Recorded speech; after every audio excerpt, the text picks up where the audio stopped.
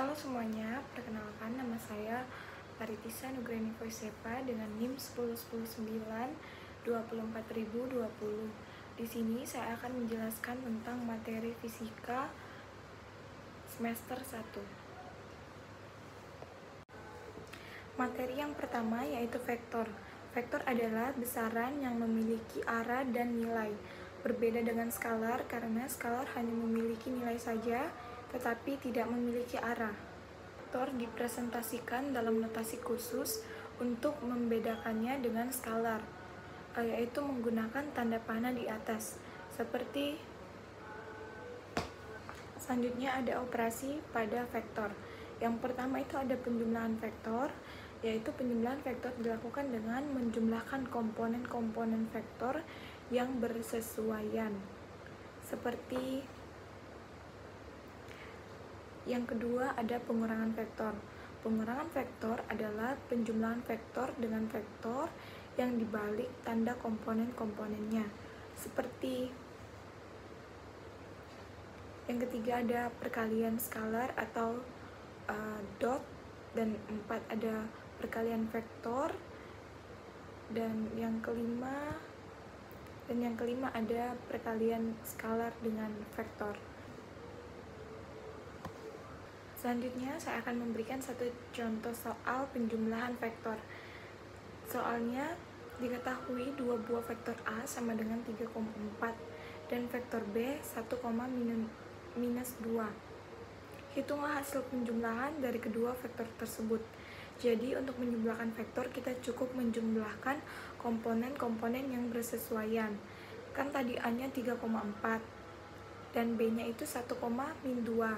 Jadi AX tambah BX, AY tambah BY. Jadi AX-nya tadi itu 3, BX-nya itu 1, AY-nya itu 4, dan BX-nya itu -2. Jadi sisa dijumlahkan. Jadi A tambah B sama dengan 4,2. Penjelasan saya mengenai vektor. Selanjutnya saya akan menjelaskan materi tentang kinematika.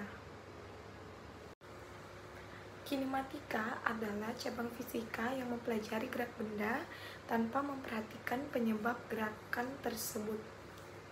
Ada jenis-jenis gerakan dalam kinematika itu ada 3. Yang pertama gerak lurus. Gerak lurus itu terbagi atas 2, yaitu GLB dan GLBB. Terus gerak melingkar dan gerak parabola. Lalu GLB dan GLBB, perbedaannya itu di mana? Kalau GLBB itu kecepatan bendanya itu tidak berubah terhadap waktu. Kecepatan sesaat dan rata-rata bendanya itu konstan. Kalau GLBB itu kecepatan bendanya itu berubah secara teratur terhadap waktu dan percepatan bendanya itu yang konstan. Terus kalau gerak melingkar itu gerakan benda yang terjadi di sepanjang lintasan melingkar. Dalam gerakan ini, arah kecepatan benda selalu berubah karena perubahan arah gerak benda. Meskipun besar kecepatan dapat tetap konstan. Terus yang terakhir itu ada gerak parabola. Gerak parabola itu dipengaruhi oleh 2 komponen, gerakan horizontal yang beraturan dan gerakan vertikal yang dipengaruhi oleh percepatan gravitasi. Biasanya jenis gerakan ini terjadi pada benda yang dilemparkan atau ditembakkan. Persamaan gerak lurus pada GLBB itu ada beberapa persamaan yang digunakan untuk menggambarkan antara hubungan posisi, kecepatan, percepatan, waktu. Itu adalah persamaan posisinya X sama dengan X0 ditambah V0 kali T tambah 1/2 AT kuadrat, dimana X0-nya itu adalah posisi awal, V0-nya itu kecepatan awal, dan A-nya itu percepatan, dan T-nya itu adalah waktu. Terus ada juga rumus kecepatan V sama dengan V0 plus AT, dimana V itu adalah kecepatan akhir, terus V0-nya itu kecepatan awal, A-nya itu percepatan, dan T-nya itu adalah waktu. Terus ada juga persamaan yang menggabungkan antara kecepatan, posisi, dan percepatan tanpa waktu, dimana rumusnya itu V kuadrat sama dengan V0 kuadrat ditambah 2A dalam kurung X kurang X0. Selanjutnya saya akan memberikan satu contoh dari soal kinematika. Jadi bunyinya itu, sebuah mobil bergerak dengan kecepatan awal 20 meter per second. dan memiliki percepatan 2 meter per second kuadrat. Hitunglah kecepatan mobil setelah 5 detik. Jadi kita akan menyelesaikannya menggunakan persamaan kecepatan. V sama dengan V0 plus AT. Diketahui kan tadi V0-nya itu kecepatan awalnya itu 20 meter per second. Terus percepatannya itu atau A-nya itu 2 meter per second kuadrat. Dan waktunya itu 5 detik. Jadi V sama dengan 20 ditambah 2 kali 5 sama dengan 20 tambah 10 sama dengan 30. Jadi kecepatan mobil setelah 5 detik itu 30 meter per second. Selanjutnya saya akan membahas tentang materi dinamika. Sangat berbeda dengan kinematika, di mana dinamika itu cabang fisika yang mempelajari hubungan antara gaya dan gerakan benda. Jika kinematika hanya mempelajari gerakan tanpa memperhatikan penyebabnya, maka dinamika berfokus pada apa yang menyebabkan benda tersebut bergerak, yaitu gaya. Dengan kata lain, dinamika itu menjelaskan bagaimana gaya mempengaruhi gerak benda dalam perubahan posisi, kecepatan, dan percepatan. Dinamika juga mencangkup konsep-konsep seperti hukum gerak Newton, gaya, momentum, energi, dan daya. Yang pertama itu hukum Newton tentang gerak. Ada hukum 1 Newton atau hukum kelembaman, di mana hukum ini menyatakan bahwa suatu benda akan tetap diam dalam keadaan diam atau bergerak dengan kecepatan konstan jika tidak ada gaya luar yang bekerja padanya. Dalam bentuk matematisnya, hukum ini menyatakan bahwa gaya total yang bekerja pada benda adalah 0 jika benda tersebut tidak mengalami percepatan atau gerak dengan kecepatan konstan atau diam. Sigma F sama dengan 0 jika percepatannya sama dengan 0. Contohnya, jika sebuah mobil bergerak dengan kecepatan konstan dan tidak ada gaya luar seperti gesekan atau hambatan udara, maka mobil tersebut akan terus bergerak secara konstan atau bergerak secara konstan. Lalu ada hukum 2 Newton adalah hukum percepatan.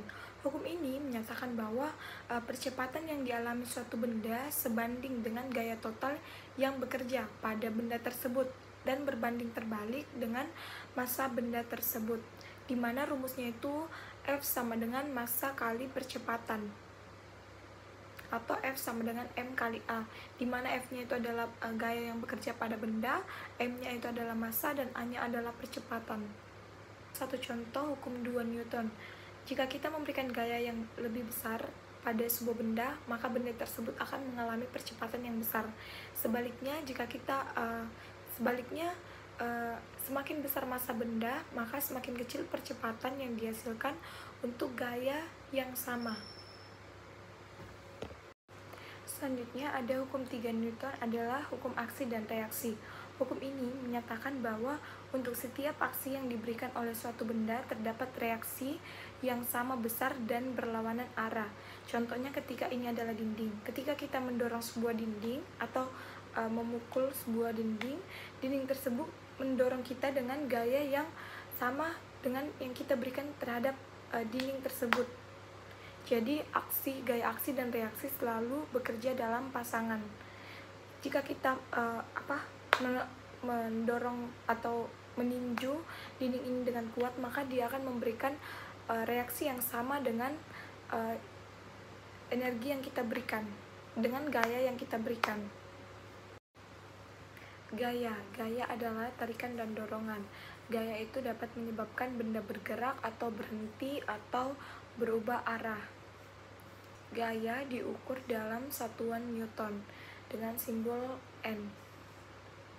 Beberapa jenis gaya, yang pertama itu gaya gravitasi, gaya gesek, gaya elektromagnetik, gaya normal, dan gaya Pegas atau elastisitas.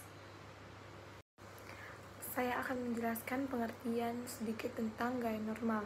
Gaya normal adalah gaya yang diberikan oleh permukaan benda terhadap benda di atasnya, yang arahnya itu pasti tegak lurus terhadap permukaan benda tersebut.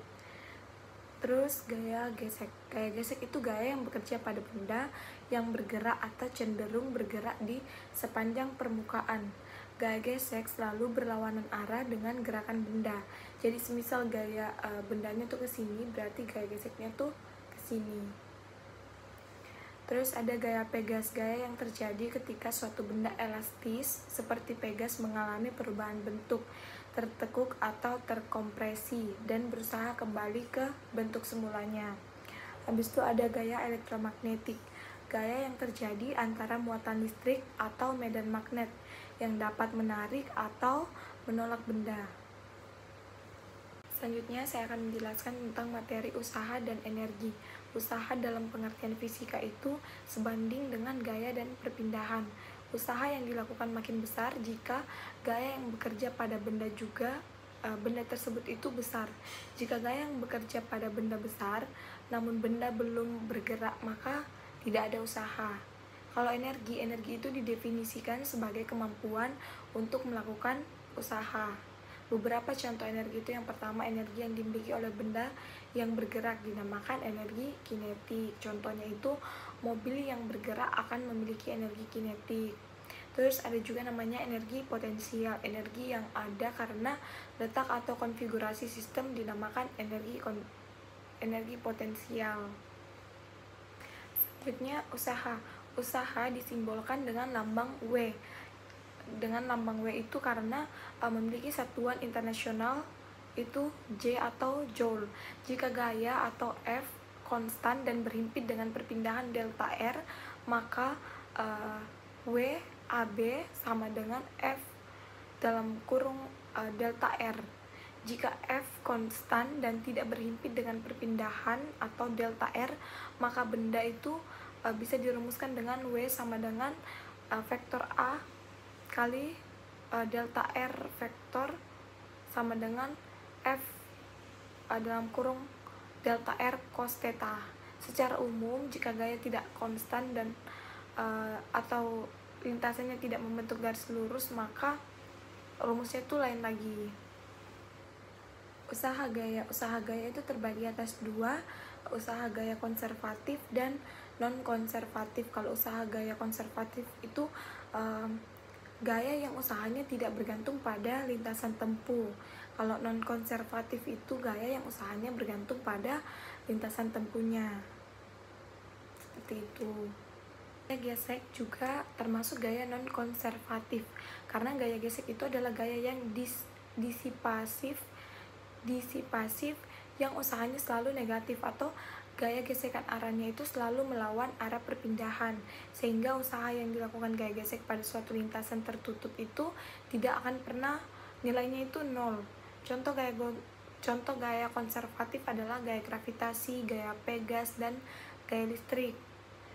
Karena ketiga gaya ini itu usahanya tidak bergantung pada lintasannya. Selanjutnya saya akan membahas tentang daya. Daya itu menyatakan seberapa cepat usaha berubah terhadap waktu, dan didefinisikan juga sebagai laju usaha yang dilakukan per detik, itu daya. Daya disimbolkan dengan huruf P, memiliki satuan joule per detik atau watt. Selanjutnya adalah energi kinetik. Energi kinetik adalah energi yang dimiliki oleh setiap benda yang bergerak. Energi kinetik ini sebanding dengan massa benda dan sebanding juga dengan kuadrat laju benda. Jika energi potensial, jika gaya yang bekerja pada benda adalah gaya konservatif, maka usaha yang dilakukan gaya ini tidak bergantung pada lintasan tempuhnya. Usahanya hanya bergantung pada titik awal dan titik akhirnya saja. Usaha hanya bergantung pada posisi. Biasanya dalam pendefinisiannya, energi potensial itu digunakan titik acuan, yaitu suatu titik yang diketahui energi potensialnya. Selanjutnya saya akan menjelaskan tentang impuls dan momentum linear. Momentum linear atau ditulis momentum adalah kuantitas gerak yang bergantung pada massa dan kecepatan benda, atau disimbolkan dengan V. Momentum adalah vektor dan besarnya disimbolkan dengan P yang memiliki satuan kilogram meter per second. Definisi impuls. Impuls itu secara matematis itu didefinisikan sebagai integral dari gaya yang bekerja pada benda terhadap waktu.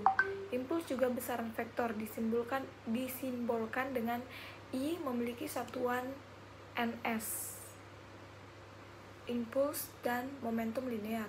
Momentum adalah besaran yang menggambarkan gerak suatu benda.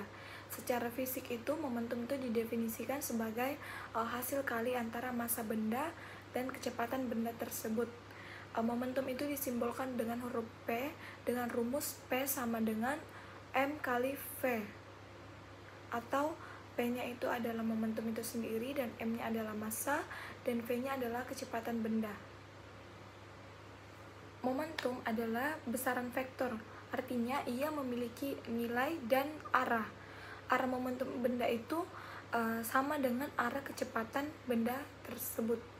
Misalkan sebuah mobil dengan massa 1000 kg bergerak dengan kecepatan 20 meter per second, maka momentum mobil tersebut adalah, jadi kita langsung kalikan aja, P itu P sama dengan kan tadi massanya adalah 1000 kg, jadi 1000 kg dikali kecepatan benda tersebut 20 meter per second, jadi hasilnya adalah 20.000 km per second. Kita akan membahas tentang impuls. Impuls adalah konsep yang berhubungan dengan gaya yang bekerja pada benda dalam waktu tertentu dan perubahan momentum akibat gaya tersebut. Impuls adalah gaya yang diterapkan selama waktu tertentu dan dapat mengubah suatu momentum suatu benda.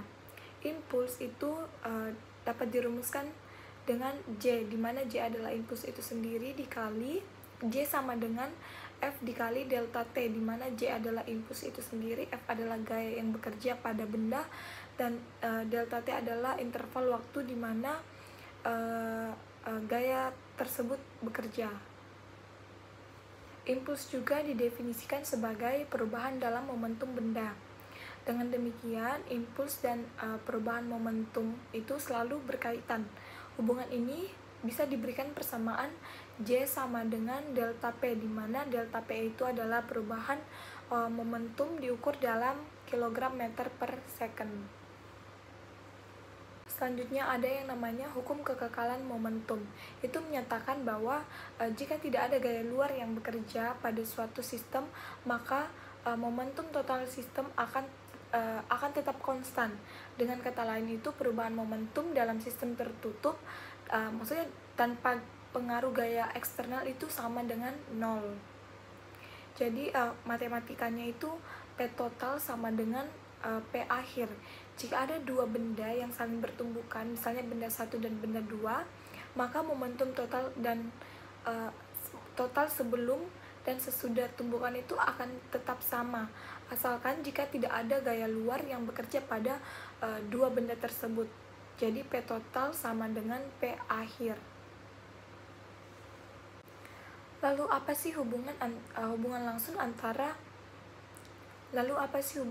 impuls dan perubahan momentum? Impuls secara langsung berhubungan dengan perubahan momentum. Jika gaya atau F bekerja pada suatu benda dalam waktu delta T, maka impuls yang diberikan pada benda tersebut sama dengan perubahan momentum benda tersebut. Ini dijelaskan dengan persamaan F kali delta T sama dengan M kali V akhir dikurang V awal. F akhir kurang F awal. Selanjutnya saya akan menjelaskan tentang dinamika rotasi. Pertama itu ada kinematika rotasi, adalah cabang dari kinematika yang mempelajari gerakan benda yang berputar atau bergerak secara rotasional. Yang pertama itu ada posisi sudut, yaitu sudut theta. Posisi sudut menggambarkan lokasi benda yang berputar pada suatu sumbu. Dalam rotasi kita menggunakan sudut untuk menunjukkan seberapa jauh benda tersebut berputar. Posisi sudut diukur dalam satuan radian atau rad yang merupakan ukuran sudut dalam satuan panjang. Misalnya panjang busur per satuan jari-jari lingkaran. Satu putaran penuh itu berarti 2pi radian. Kalau setengah putaran itu berarti pi radian. Rumus posisi sudut, di mana theta sama dengan theta 0 ditambah W kali T ditambah 1/2 AT kuadrat, dimana theta 0 itu posisi sudut awal, terus W itu adalah kecepatan sudut, A nya itu percepatan sudut, dan T nya itu adalah waktu. Lalu ada kecepatan sudut atau omega. Kecepatan sudut ini menggambarkan seberapa cepat benda berputar atau berubah posisi dalam waktu tertentu. Rumusnya itu W sama dengan d theta per dt, dimana W0 itu sama dengan kecepatan awal sudut, W-nya itu kecepatan sudut pada waktu tertentu, dan theta-nya itu posisi sudutnya. Jika percepatan sudut konstan, maka hubungan antara posisi sudut, kecepatan sudut, dan waktu itu adalah W sama dengan W0 plus AT, A kali T. Selanjutnya saya akan membahas tentang dinamika rotasi torsi atau momen gaya. Sebuah benda berputar pada sumbu dikarenakan ada momen gaya atau torka atau torsi. Torsi gaya sama dengan hasil kali gaya dengan lengan gaya. Torsi adalah besaran vektor. Perlu diperhatikan bahwa momen gaya yang saling berlawanan arah dengan arah putarnya akan saling mengurangi. Selanjutnya, percepatan pada gerak rotasi.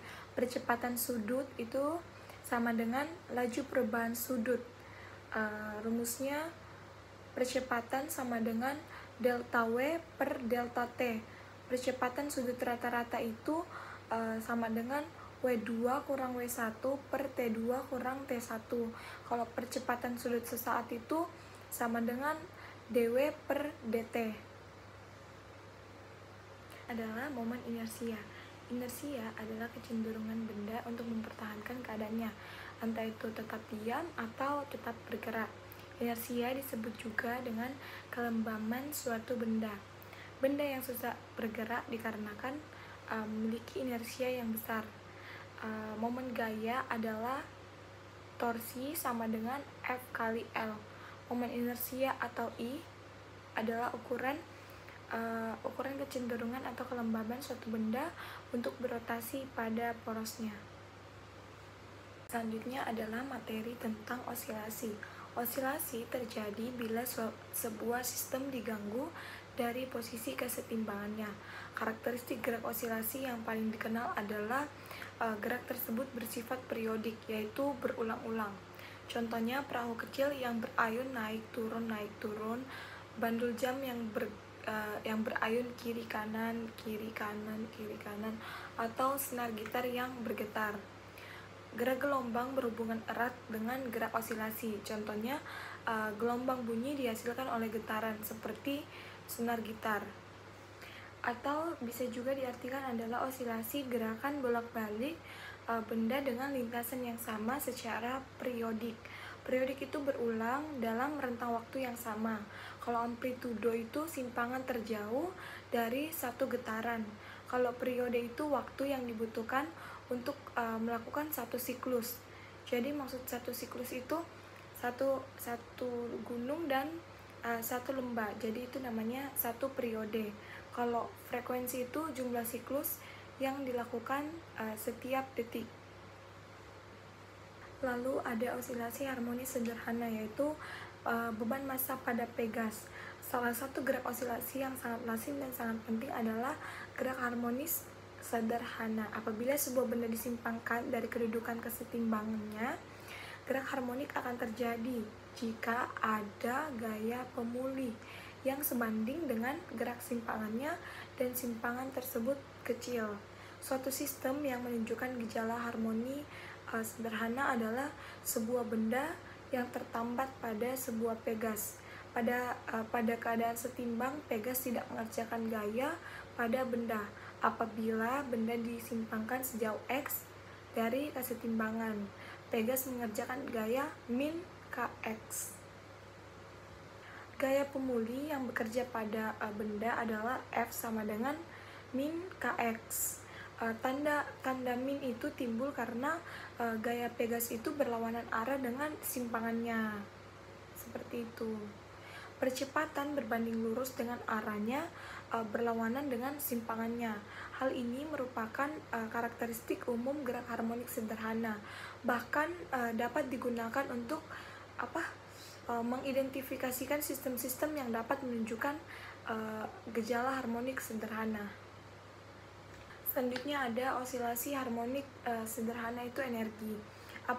Apabila sebuah benda berosilasi pada sebuah pegas, energi kinetik benda dan energi potensial sistem benda pegas itu berubah terhadap waktu. Energi total maksudnya itu jumlah energi kinetik dan energi potensialnya itu pasti konstan. Energi potensial sebuah benda pegas dengan konstanta K yang terenggang sejauh X adalah U, sama dengan 1/2 kx kuadrat. Energi kinetik pada benda atau M yang bergerak laju V adalah V adalah K sama dengan 1/2 mv kuadrat. Energi total itu dapat dihitung dengan 1/2 kx kuadrat ditambah 1/2 mv kuadrat sama dengan 1/2 ka kuadrat. Selanjutnya ada osilasi teredam. Pada semua gerak osilasi yang sebenarnya, energi mekanik terdisipasi karena adanya suatu gaya gesekan. Bila dibiarkan, sebuah pegas atau bandul akhirnya berhenti berosilasi. Bila energi mekanik gerak osilasi berkurang terhadap waktu, gerak dikatakan terendam. Dan yang terakhir yang materi kita yaitu gelombang. Apa sih itu gelombang? Gelombang adalah getaran yang merambat melalui suatu medium. Selanjutnya ada jenis-jenis gelombang. Berdasarkan arah rambatnya itu terbagi atas 2. Yang pertama itu transversal dan yang kedua itu longitudinal. Kalau transversal ini arah rambatnya tegak lurus medium. Kalau longitudinal itu arah rambatnya itu sejajar dengan mediumnya. Berdasarkan medium rambatnya lagi, gelombang itu terbagi lagi. Yang pertama gelombang mekanik dan gelombang elektromagnetik. Kalau gelombang mekanik itu memerlukan medium rambat. Contohnya itu gelombang pada tali gelombang bunyi. Terus gelombang elektromagnetik itu tidak memerlukan media rambat. Contohnya itu matahari, itu infrared dan listrik. Selanjutnya ada jenis-jenis gelombang berdasarkan amplitudonya. Itu ada gelombang stasioner dengan gelombang berjalan. Itu kalau stasioner itu berarti amplitudonya itu yang berubah. Kalau berjalan itu amplitudonya yang tetap. Selanjutnya besaran fisis dalam gelombang itu ada arah rambat. Gelombang dapat merambat ke arah tertentu kayak disimbolkan X, Y, Z atau radial. Terus panjang gelombang atau lambda itu jarak dari satu puncak ke puncak yang lain. Ada cepat rambat gelombang, ada amplitudo itu simpangan maksimum, ada frekuensi, ada bilangan gelombang dan ada periode. Sifat-sifat gelombang. Yang pertama itu ada panjang gelombang atau lambda. Itu panjang gelombang atau lambda adalah jarak antara 2 titik berturut-turut yang memiliki fase yang sama. Misalnya 2 puncak gelombang yang berurutan atau 2 lembah gelombang yang berurutan. Satuan panjangnya itu meter. Terus ada frekuensi. Frekuensi adalah jumlah gelombang yang melewati titik tertentu dalam 1 detik. Frekuensi diukur dalam satuan hertz yang setara dengan 1 gelombang per detik. Selanjutnya ada periode. Periode itu waktu yang dibutuhkan untuk satu siklus gelombang. Frekuensi sama periode itu saling berhubungan. Persamaannya itu T sama dengan 1/F. Ini ada kecepatan gelombang atau V dengan rumus V sama dengan lambda kali F, dimana V-nya itu kecepatan gelombang, lambda itu panjang gelombang, dan F-nya itu adalah frekuensi dalam hertz. Yang selanjutnya ada amplitudo, itu nilai maksimum gangguan atau deviasi partikel dari posisi keseimbangan.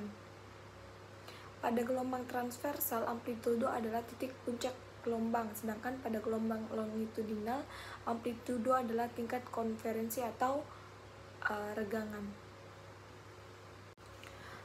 Contoh gelombang mekanik itu ada gelombang suara, gelombang pada tali, gelombang air. Kalau elektromagnetik itu ada gelombang cahaya, gelombang radio, sinar X, sinar gamma, gelombang mikro, dan ultraviolet.